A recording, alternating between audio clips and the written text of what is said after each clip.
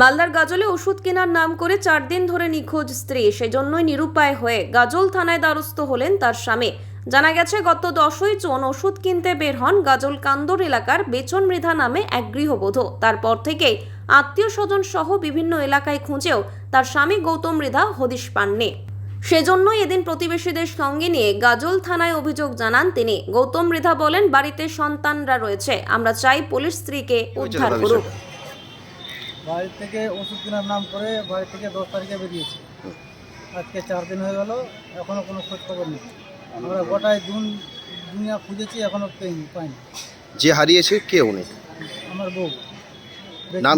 বেচিনি মির্জা। নাম কি তার? বেচিনি মির্জা। বাড়ি কোথায়? বাড়ি হলো কান্দর।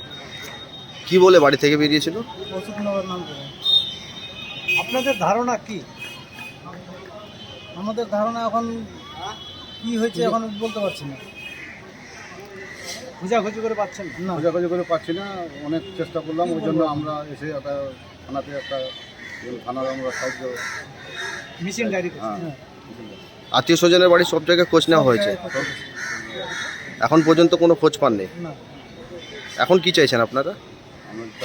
আমরা চাই যে খুঁজে বার করলে ভালো হয়। ছেলে মেয়ে কয়টা আপনার? 3টা। ছেলে মেয়ে কি বাড়িতেই?